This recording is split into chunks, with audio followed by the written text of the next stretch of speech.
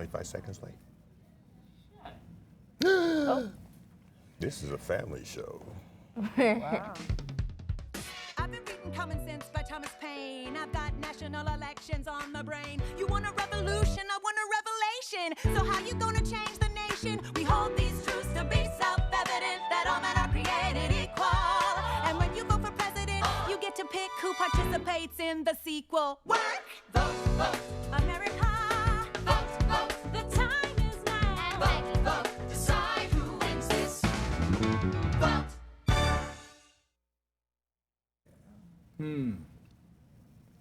Madam too. Welcome to the Gilchrist Experience. Today's guest, Salam. Oh my goodness. Dominique Johnson and of course Graham Weatherspoon. I'm Graham. A rough start here. But as you see, we want you to go out and vote November 8th. And the choices are a clown and a what would you call Hillary? A savior. Oh, clown and savior. That's your choices. But what we're going to do, since we have Sharon here today, we're going to introduce you to the Central Park Five, her son, Yusef Salaam, and his criticism of Donald Trump. So we play the Donald Trump theme, and we'll be right back at you.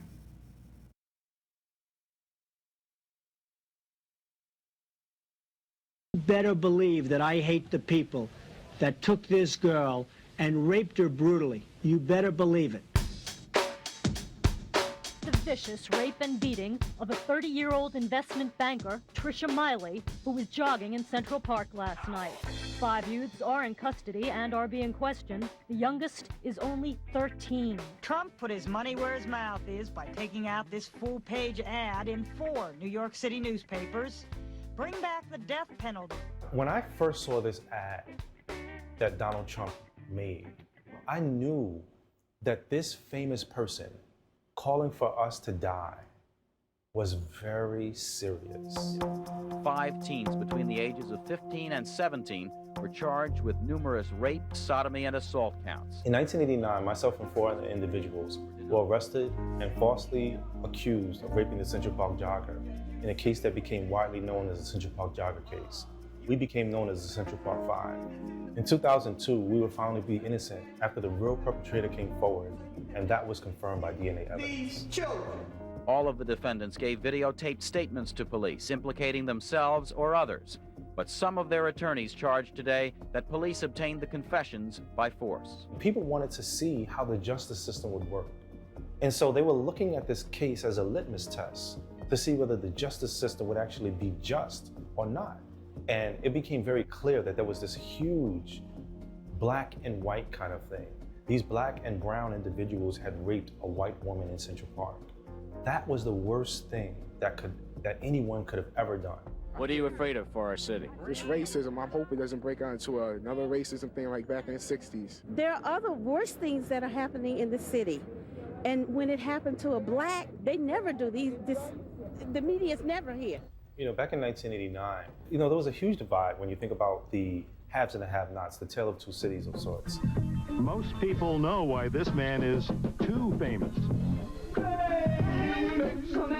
In May of 1989, Donald Trump read an ad that ran in all of the major newspapers. In this ad, he basically was saying, bring back the death penalty. Bring back our police. Common citizens were not given the opportunity to make their own judgments. Common citizens were being manipulated and swayed into believing that we were guilty. The simple premise was that if your name was in the paper, if you look like a criminal because of the color of your skin, well, you have to be guilty. So Donald Trump, he was the fire starter, I would say. Because when you think about going to jail for a crime that you didn't commit, 1 day in jail is too long. When we won the lawsuit, his stance was that we pulled off the biggest heist in New York City's history.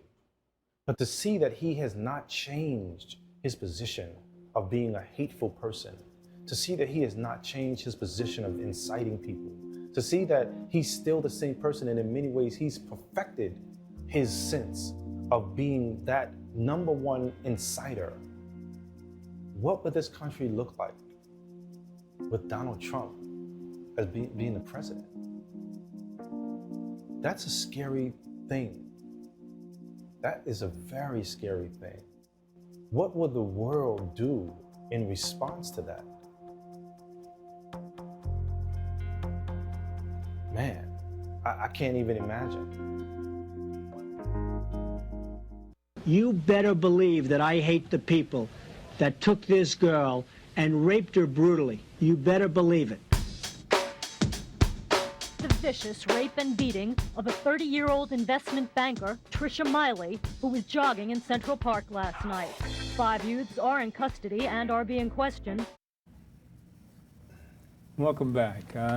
As you see, your son has a lot to say about Donald Trump. And we all do. But he can see the picture much clearer. Because we've dealt with this racism from Donald Trump for decades. Everybody in New York knows about this man. What do you have to say about this? What your son had to say about Donald Trump? Well, I can tell from what he's saying that he does have a very clear understanding of who Donald Trump is. Because just like the past, when all of this began with us, you have continuation of a tale of two cities. There are people who actually believe Donald Trump. And there are people who actually see things in a different way. And you don't really know why people are pushed to see things one way or the other. Mm-hmm. But the only thing that comes clear out of it is that there's a need in certain people to believe and justify whatever it is that's being said in the media, whatever it is that's being said. And they justify it by doing any number of things. And that does include believing Donald Trump. Because really, Donald Trump is goes back to, oh wow, what was it, slavery time, after slavery time, segregation, and all of that kind of feeling.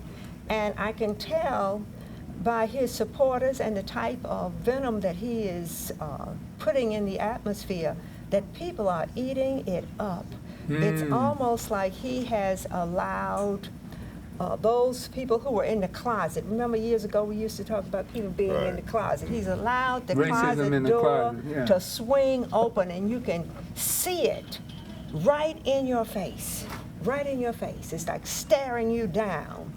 And you wonder, is it going to roll over you with a Mack truck? Or will you be able to withstand all of this venom that's coming at you? And, you know, because one of the bad things when you look at it and understand the scenario of who is Donald Trump and what is Donald Trump is that just like he took out those ads in all those newspapers, when he talks to people today and he makes these suggestions, it's not like you're saying, well, go out and kill somebody. Go out and do this, go out and do that. You're still, in a way, shielded from your culpability into inciting this type of riotous behavior when it really comes back to you. And when you look at it that way, it really makes you think about how many in our community, many people of color are caught into situations, and a lot of times they're just caught into these situations because they're the wrong color.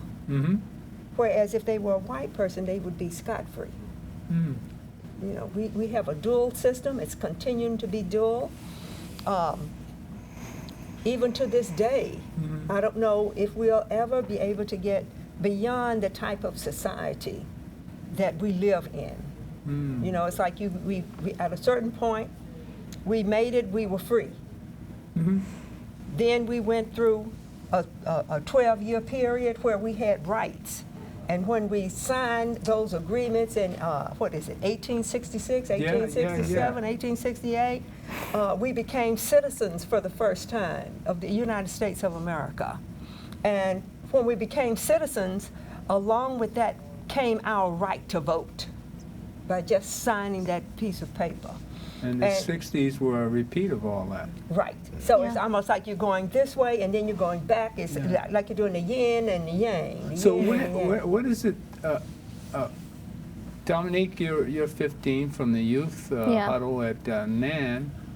I mean, you're too young to remember all this, but how does this impress you?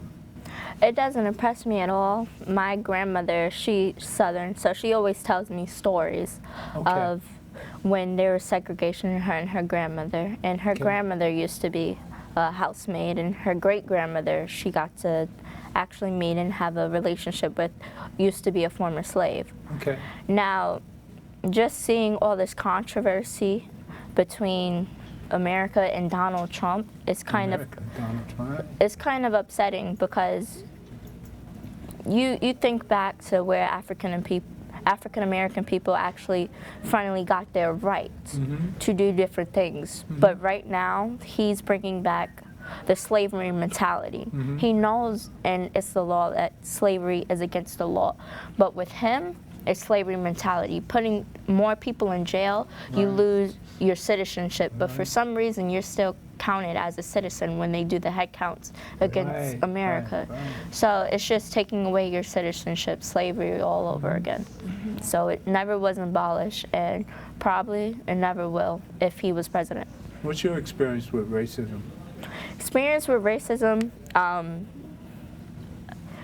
it kind of was in school. I always wanted to be more smarter than everybody else, or try to educate myself, because I know that the teachers will never educate you to the fullest that they can. And my grandma will always tell me that, read everything that you can read, know everything that you can know. And when I was in a all-black, well, not high school, middle school, I would be called, why are you talking white? Why are you talking this? Really? Today? Well, I'm in high school now, but that was just a few years ago. Yeah, and I was like, well, I just wanted to be educated. I'm just trying to be educated, because I know there's the 1% is white, and I want to be in that 1%, but I'm black. So, yeah. So you find racism in education? Racism in education and everything. It never was abolished. Was that your classmates, were they black or white? My classmates was mostly white, and it was right across, or a couple blocks down from the projects. So they wanted to know why you were talking white? Basically, yeah. Instead of me saying, I just want to be educated. And then they're like, you're black, you're ghetto. And then they have all these stereotypes. The white kids are saying this to you?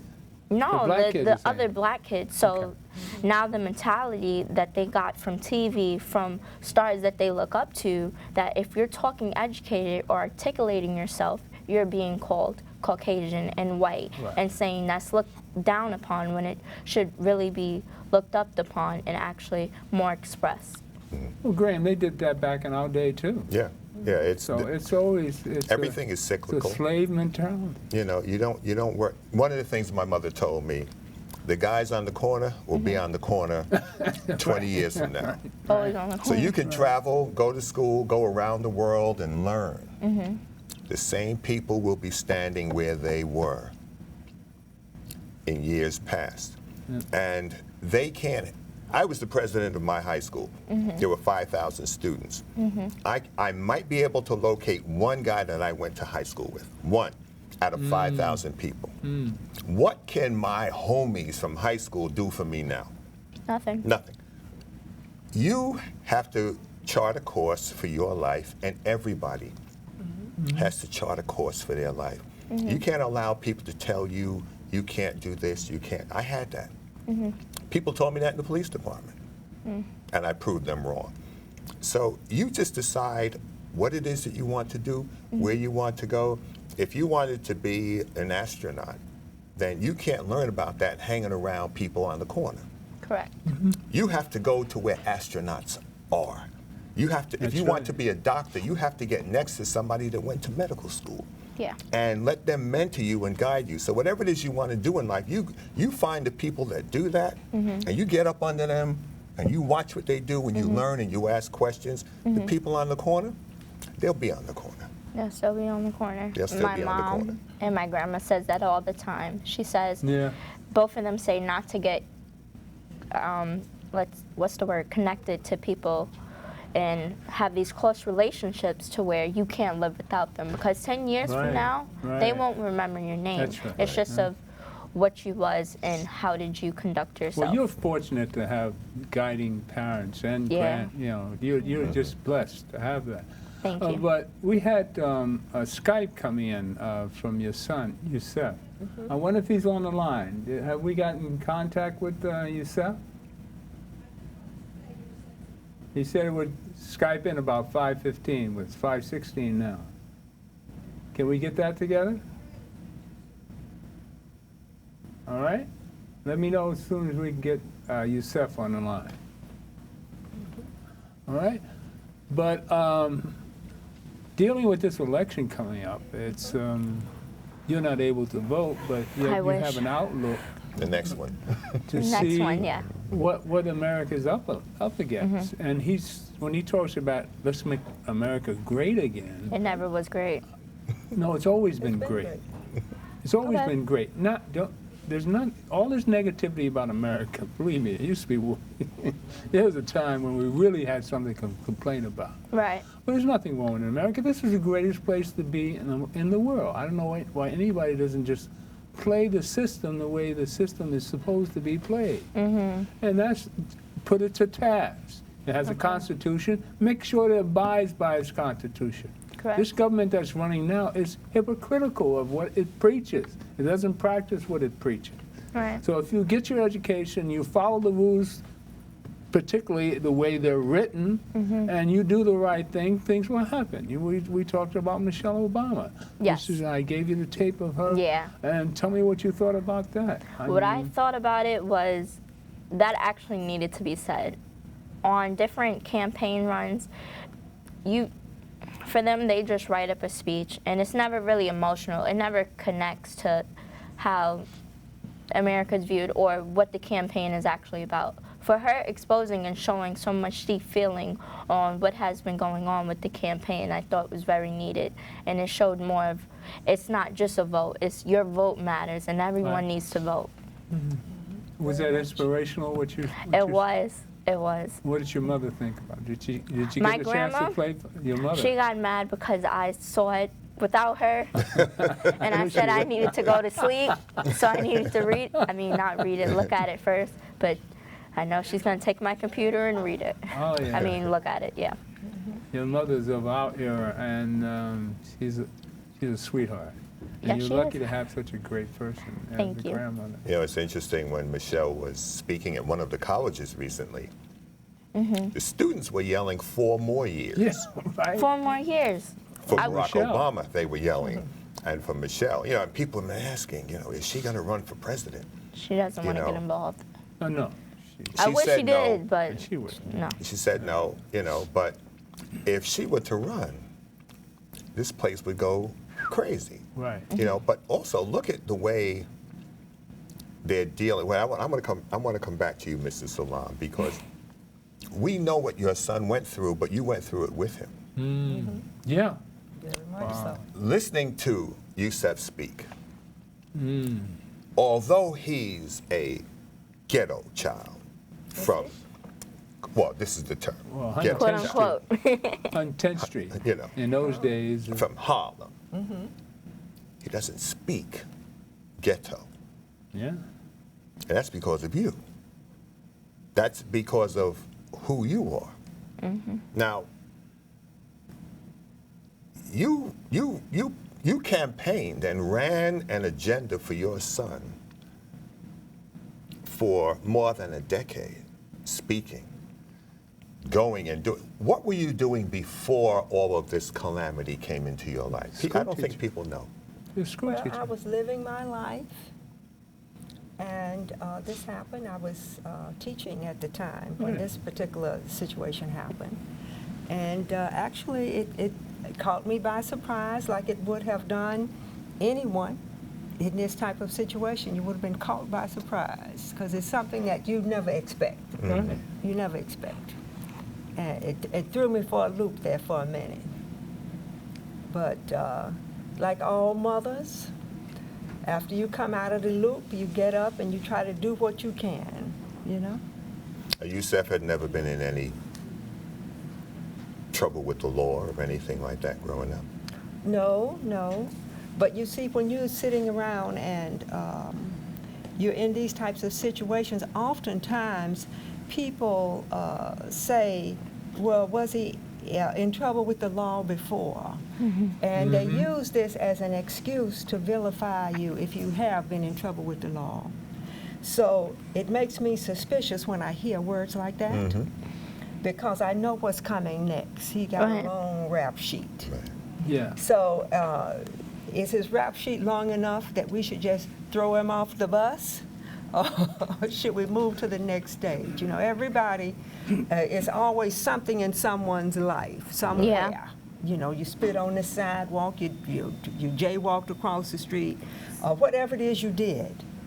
But the question is, are you guilty of this particular crime? Thank you. And that's what it comes down to for me. No matter what you've done in the past or what you will do in the future, is are you guilty of this? And if you're not guilty of this, then it's irrelevant what the past was or was not.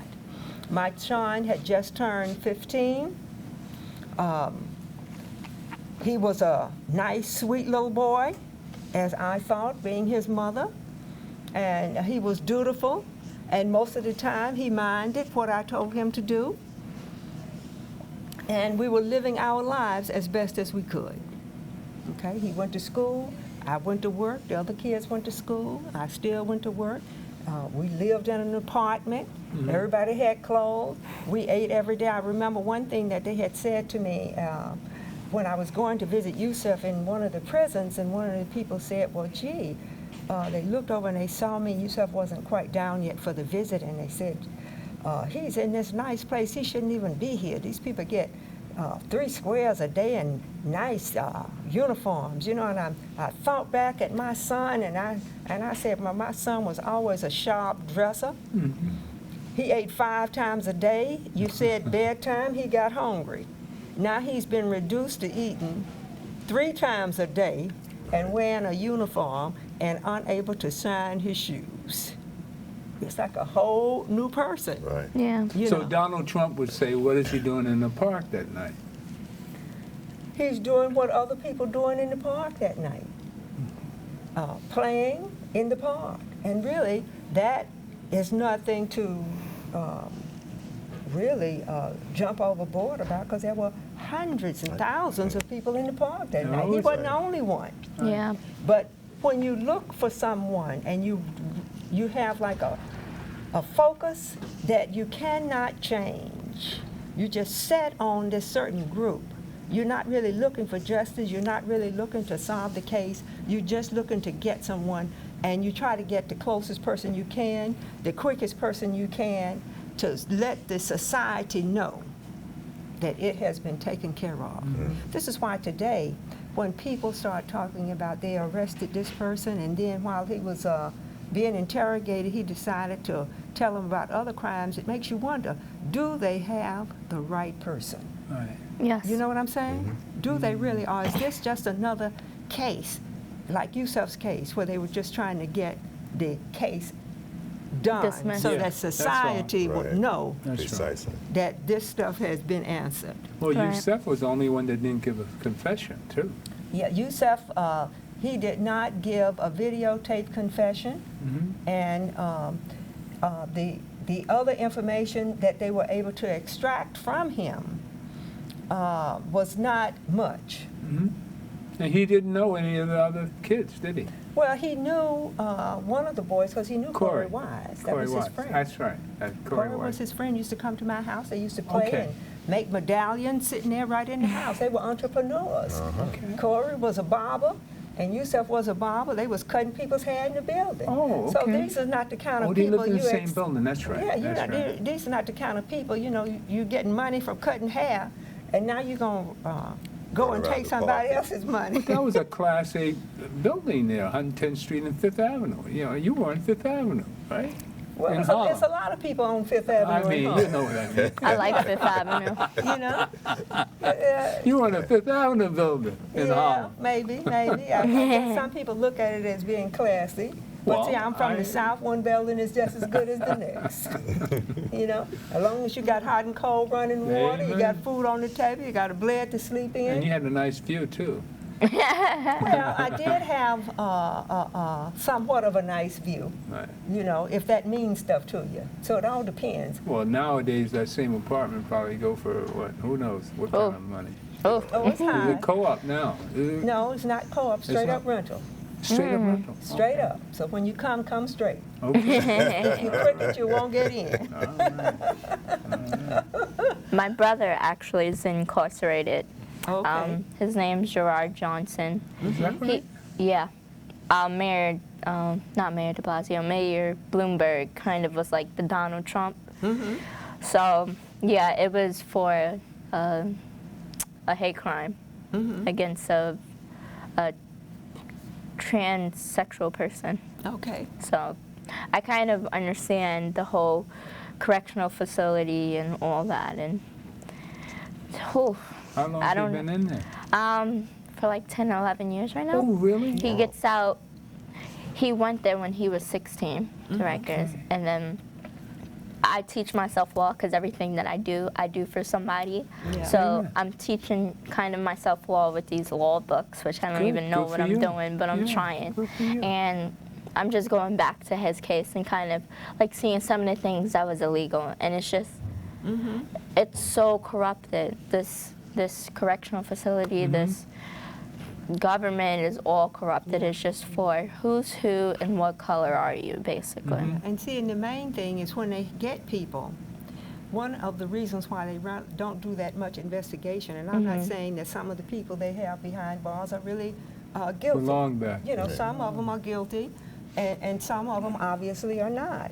But there's so much pressure on the police to solve the crime that oftentimes I think they jump hoops just so that it's taken care of. You know, Yeah. it's almost like that Like perception. in your case, the Central Park Drive it's like that perception. If you look at Stalin, and he would used to say that a crime occurred, and they would just go and get anyone. Now the reason they would go and get anyone is because they had to show society that somebody had paid the price. I think we got your son on the. Oh, he's in the car. Can we see him? Yeah. Hi, how you doing? Hey, Hi. yourself. Hi. All right. Are you able to see me or? No, we Can we can't. get him on the monitor? We can I hear can't you see though. you yet, but you sound good. See, Oh, we got you now.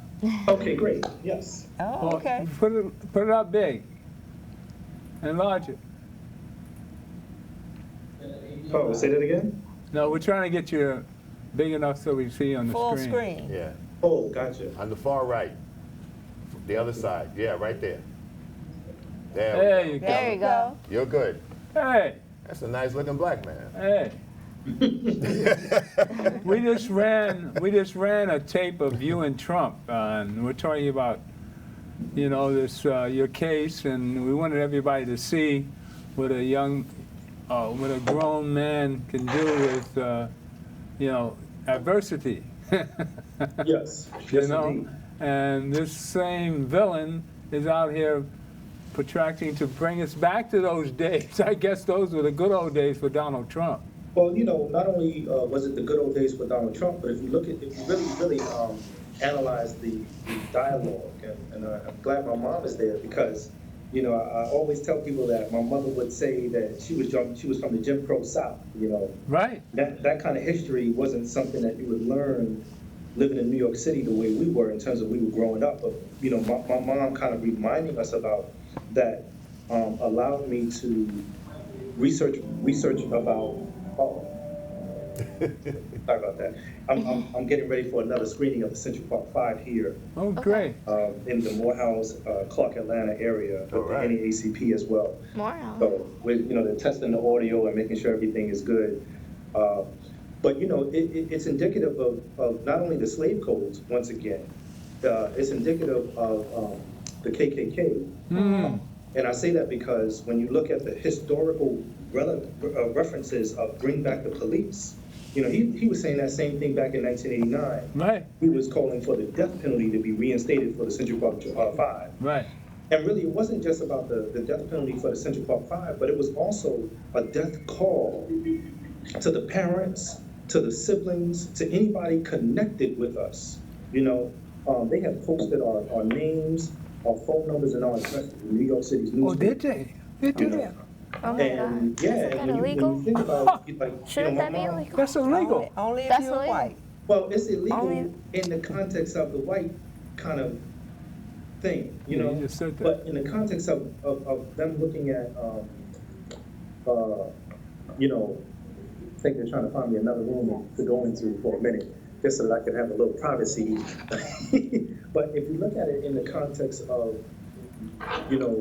this right here, and by this I mean the color of the skin, the true crime that we committed was that we were black and we were brown. And that's what we should have been indicted for. And in the Constitution, Oh, the signal. we still live under a document that states very clearly that they can revert you back to a state of slavery, according to the 13th Amendment, if you get that as a punishment of a crime, And I submit that the only people that word slave vibrates with are people of color.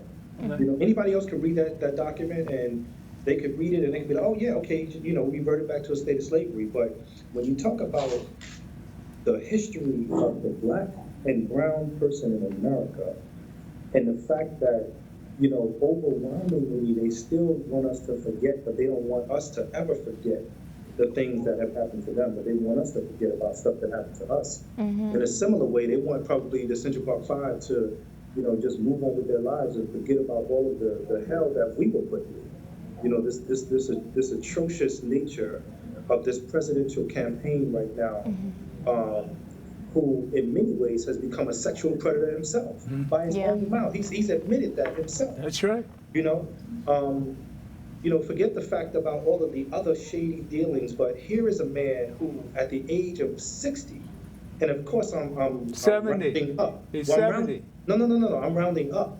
Okay. He said those words at 59. Oh, right, okay. So I'm saying he was already himself, his full self. Right, You see, he didn't slip up as he's trying to make it seem that he had it was just locker room banter, or as I was telling some folks last week, I said, in the black community, we would say, we was kicking the Willy Bobo or something like that. He didn't slip up in that way. He wasn't, 12, 13, 15, 20, 30 years old. This was a grown man, and in many respects, maybe a grandfather, know? So for him to kind of chalk that up now because of what this campaign means, and it's true to form.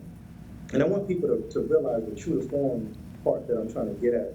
And what it means is that people are so enamored by Donald Trump that if you look at video footage gone past, and you look in the audience and watch the people's reaction, they are so enamored by him. I mean, when he said that I can walk out on Fifth Avenue and shoot somebody and I won't lose any supporters, you can look at the audience as a litmus test to whether that's true or not. Many of his supporters are chalking up his latest comments as exactly what he said. Oh yeah, he said it was locker room banter.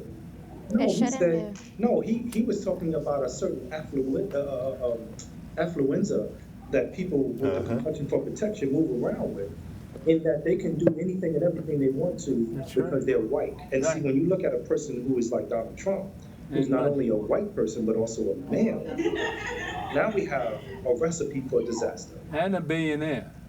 No, he's not really and a billionaire. So we don't know he that. doesn't really we have don't know $1 that billion. because his taxes have everybody not been else thinks he's a disclosed. billionaire.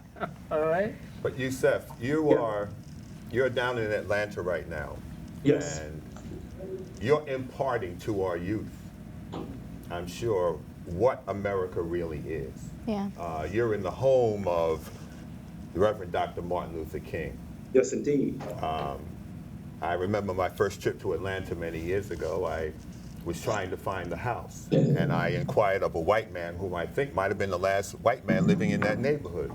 And I was in a new car, and he looked at me, and he looked at my car and everything, and reluctantly he told me which way to go to get to Auburn Street. Yes. You know, but your being there with the young folks, and I got some young men that I know that are studying there at Morehouse. It's important that you burn it in their minds that not much has changed except the date on the calendar. Yeah. This is true. This is true. You know, even though they want people to think that things have changed, what I say all the time is that, you know, racism is alive and well. And unfortunately, Elizabeth Lederer, and I'm just going to just throw a name out there to make a point. Elizabeth Lederer was the assistant district attorney in our case. She was a demon in our case. And she began to work for Columbia University in their law department as an adjunct professor. The film, The Central Park Five, came out, which the audience has seen, and if they haven't, I encourage them to see it. It's on pbs.org, and it's going to be showing for free up until maybe just after the presidential campaign and elections happen. The students at Columbia University started a petition. They wanted Columbia to fire her because their stance was, if she did this to them, what kind of law is she teaching us? Right. We don't need her to be in this position for us. We want the university to fire her. So the university, what they did is they did what they call institutional protectionism. So if you go to their website, just prior to this happening, you went on the website and it said Elizabeth Lederer gave a nice bio and all of the accolades, and the cherry on top was that it said, and she litigated the Central Park jogger case. When you go to the website now and you search for her bio, it completely is whitewashed and removed. That bit of history is gone. Somebody tweeted me right after that, and they said, you got to look at this website called thewayback.com. And on the website, it shows the history of people's websites that they created. So if you wanted to go, say, look at Lenny Kravitz's website from 1990 or something like that, he had a website at the time, you'll be able to find it, you know. And they showed the website just before the Central Park 5 film came out and just after the students began to protest side by side. And it was clear that the institution had no interest in firing Elizabeth Lederer. They were protecting her and making it okay. And in many ways, one of the things that I need the listening audience to understand in terms of the importance of our vote, when we think about a person like Donald Trump, we, in many ways, if we accept this person and put him into office, everything that he has said and all of the things that he has done and admitted to out of his own mouth, we are saying to our children that this is okay. Thank you. Thank you. Brother, I mean, you said it. You said it, man. We need to like our vote needs to be so unified in making sure we hashtag dump Trump that our children's children will be proud of the actions that their parents and their families and their siblings have made in this election. Yeah. Yes, indeed. Well said. Well, I hope so. You are leaving And a for legacy. those people who are confused, especially the women, when you go in to vote, Right? and you're there getting ready to fill out your ballot, and you're trying to decide Trump or Clinton or whoever it is you're going to vote for, am I going to write somebody in? Just grab your pussy. And You didn't say that. Grab it and vote. And I'm sure once you do that, sanity will come to your head. It'll come back real quick. You know, Yes. it really should put people's whole thought process in a different space. I mean, we are in one of the most vilest times. Yeah. Many people equate our time to be similar to Sodom and Gomorrah. Right. You know, Yeah. and when we have a person like this, man, you know, I wanna share something with you all. I have to go very shortly, but I want to share this poem that I wrote. That's soon going to be. I'm actually going to be publishing my poems very shortly, and it's going to be available to the public for purchase. Okay. But this is a poem that I've never put out there in public, but I want people to hear it because it talks about the they and the them and how we need to understand this confusing language that they have out there, right? This is called them. Racists aim at blacks to take them down the road with nooses, hang them. I cross downtown streets to shake them like I'm on the court, pump fake them. Abusers of the rules all day them. Complexion for protection, they them. Plan annihilation, slay them. Silent screams of hatred, they them. Kill them all today, who us, them. Place no tag on toe, the nerve them. Potters filled with holes, we destined. Awaken us today, who us, them. Reconstruct our play, we know them. Now from checkers, chess, we play them. Mastering the game, we made them. Bopping from the whip, we slay them. And just one last thing I want to share is something that Maya Angelou said, and it sounds like she was having a conversation with Nelson Mandela. And I say that because she's talking about anger and bitterness and what happens when you hold on to it. And Dr. Maya Angelou says, you should be angry, but you must not be bitter. Bitterness is like cancer. It eats upon the host. Hey. So it eats upon the host. It doesn't do anything to the object of its displeasure. And this is the important part that I want everybody to hear. So use that anger. You write it. You paint it. You dance it. You march it. You vote it. You do everything about it. You talk it. Never stop talking about it. And I'd like to thank you for having me on your show. I would definitely love to come back at a very near date in the future to continue. After Hillary wins the election. Yes, I was just going to suggest that. we can. All right. We can have like a Monday night football session. That's right. That's right. God bless you, my brother. Okay. Well, thank you. I appreciate Good seeing you. Good seeing you. I'll see you shortly. Hey. All right, thanks. All right. You've got to be so proud. Oh, man. Yes, So yes. proud. You see, he let me do the vulgar talk. Oh, you came in on cue.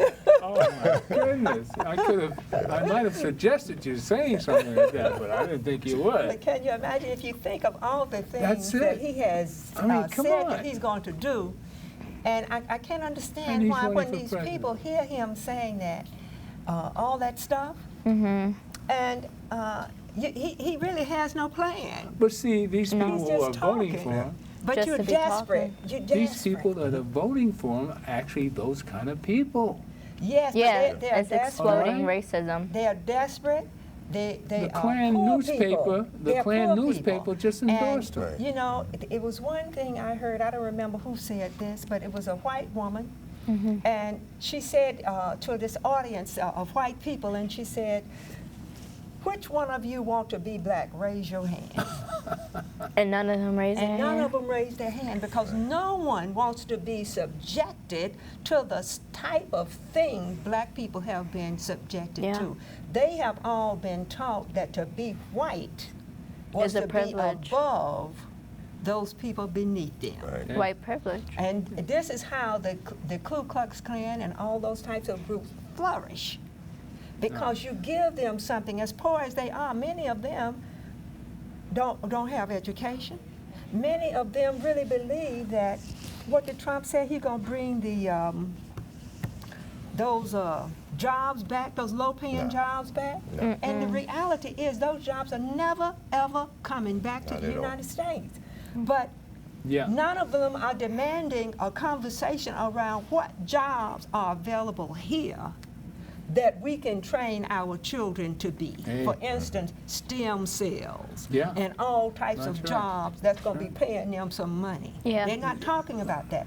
They're talking about bringing the manufacturing jobs back. They're not taking Donald Trump to tax for all the They manufacturing don't know any jobs better. that he has in China and Taiwan, those people making his ties, making their suits, making all kind of stuff For less than $1 a day. for them. You see what I'm saying? So maybe he will bring them back, but it's not going to be to the general public, because if you partner with the prison industrial complex, you can still get the same kind of Same salary labor for $1 a you day, working less in than that. Taiwan, and it can say made That's what in they're America. doing. 35 That's cents what a they're day. doing. All right, Yeah. you know what we're going to have? Have a word from my girl. Which girl is that? Michelle. You got to check it out now. These people, 'cause after I heard about Trump, he got a lot of them girls. First lady. First lady. The first lady. All right. In this election, we have a candidate for president of the United States who, over the course of his lifetime, in the course of this campaign, has said things about women that are so shocking, so demeaning, that I simply will not repeat anything here today. And last week, we saw this candidate actually bragging about sexually assaulting women. And I can't believe that I'm saying that a candidate for president of the United States has bragged about sexually assaulting women. And I have to tell you that I can't stop thinking about this. It has shaken me to my core in a way that I couldn't have predicted. So while I'd love nothing more than to pretend like this isn't happening and to come out here and do my normal campaign speech, it would be dishonest and disingenuous to me to just move on to the next thing like this was all just a bad dream. This is not something that we can ignore. It's not something we can just sweep under the rug as just another disturbing footnote in a sad election season. Because this was not just a lewd conversation. This wasn't just locker room banter. This was a powerful individual speaking freely and openly about sexually predatory behavior and actually bragging about kissing and groping women, using language so obscene that many of us were worried about our children hearing it when we turn on the TV. And to make matters worse, it now seems very clear that this isn't an isolated incident. It's one of countless examples of how he has treated women his whole life. And I have to tell you that I listen to all of this, and I feel it so personally. And I'm sure that many of you do too, particularly the women.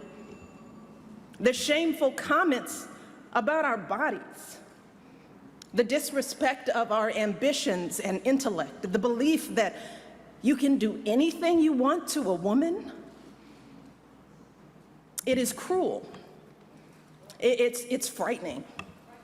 And the truth is, it hurts. It hurts.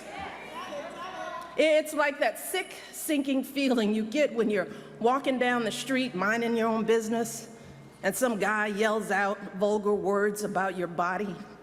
Or when you see that guy at work that stands just a little too close, stares a little too long, and makes you feel uncomfortable in your own skin.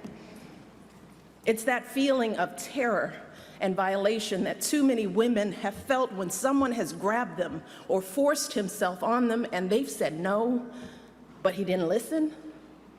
Something that we know happens on college campuses and countless other places every single day. It reminds us of stories we've heard from our mothers and grandmothers about how back in their day, the boss could say and do whatever he pleased to the women in the office, and even though they worked so hard, jumped over every hurdle to prove themselves, it was never enough. We thought all of that was ancient history, didn't we? And so many have worked for so many years to end this kind of violence and abuse and disrespect, but here we are in 2016, and we're hearing these exact same things every day on the campaign trail. We are drowning in it. And all of us are doing what women have always done. We're trying to keep our heads above water, just trying to get through it, trying to pretend like this doesn't really bother us. Maybe because we think that admitting how much it hurts makes us as women look weak. Maybe we're afraid to be that vulnerable. Maybe we've grown accustomed to swallowing these emotions and staying quiet because we've seen that people often won't take our word over his. Or maybe we don't want to believe that there are still people out there who think so little of us as women. Too many are treating this as just another day's headline, as if our outrage is overblown or unwarranted, as if this is normal, just politics as usual. But New Hampshire, yeah, be clear. This is not normal. This is not politics as usual.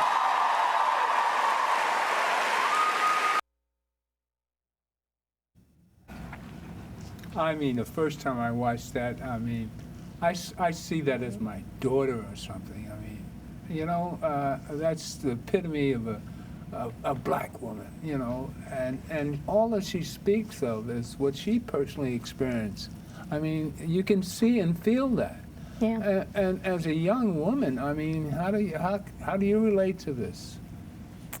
There has been, well, I wouldn't say several that would be used out of context, but a couple of times of where a woman body is just looked at as a sexual orientation rather than what's in her brain. Right. How does she think? Is she educated rather than what size is she? Is she a number 2? Is she number 10? Is she thick? And that's where I kind of think that Donald Trump kind of exploited this while your son was talking, Yusuf, and while she was talking, locker room conversation, that shouldn't even be thought in a human's head. That shouldn't even be the locker room conversation. It should be that's just the wrong mentality to have.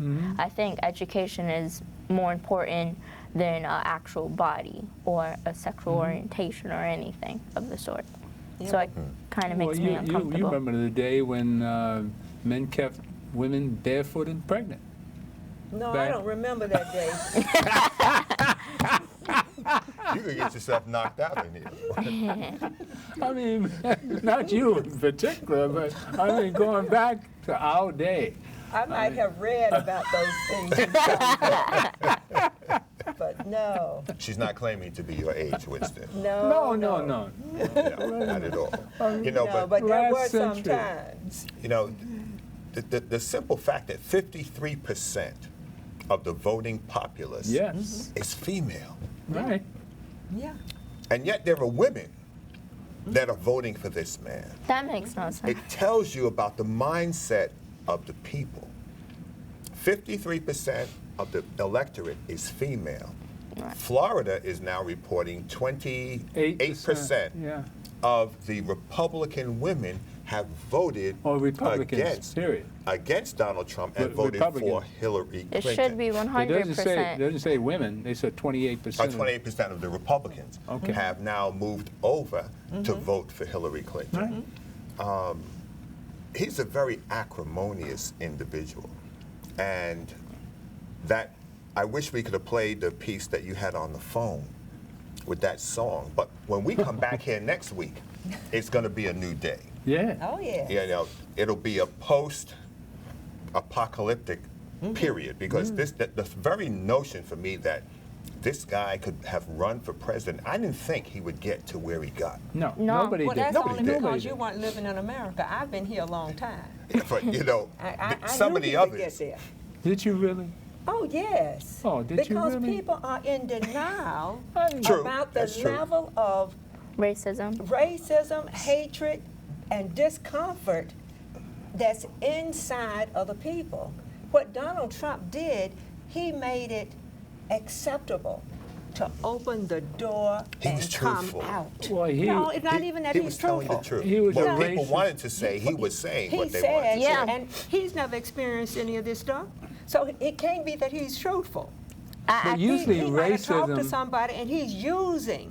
He knows how to use people and to manipulate their thoughts for his own benefit. There's also an investigation into his connections with the Russians. Yay. Yeah. The Oh, yeah, FBI he's now has investigating him information everywhere. to investigate even the fact that he has not shown his tax returns. Yeah. There you go. What is the connection financially between himself, Putin, and these other Russian That's it. And monsters? other medias are finding connections. They're tracking the money, and they have tracked it to the the pageants that he's having over in Russia, the various buildings that are for sale in the apartments in Russia, and the buildings that are Well, sale you up know, here that he's selling to the Russians. They're tracking him in a number of different ways. A lot of he's people- also being sued for the The for school. The Trump University. the Trump University, the possible raping of these two women, and well, one woman in particular, the 14-year-old. Yeah, yeah. And now a 13-year-old has come forward and said that it you might happened mention out in Coney Island where you got the Russian mafia. Russian mafia, yeah. Down, And I think he's hooked up with Brighton the Russian Beach, mafia. down in Brighton Well, I Beach. don't One of the know most him that close. ruthless gangsters on the planet. Yeah, well, Trump All I know Village is down in that area. in That's Brooklyn. what I'm saying. Well, all I know about And if you're in Trump, construction, you got to be in the mafia. yeah, because one of the things we all associate. know, and All right, Trump we has have said 45 is seconds left. German, and he's proud of his Well, German you're blood. going to have to come back. And so when you're that proud of your German blood, Hey, and you got a whole bunch of people who want to be German too, amen. who want to have a fine Back wife to the and know good they old can't days. afford her, Oh my God. and they're looking at you and All say, right. hey, let's get next to this Concentration rich camp. guy. Well, that's his All third right, wife. thank you for coming. And His third. as All of them usual, look good, we're so they running say. out of time I'm not as soon as we get hot. All right? The God in me loves the God in you, and stay tuned for more of the Gilchrist Experience. And vote for Hillary, please. It's all over Power next to the Tuesday. people, All right, hold on. right? Mm-hmm. That was a good one. I know when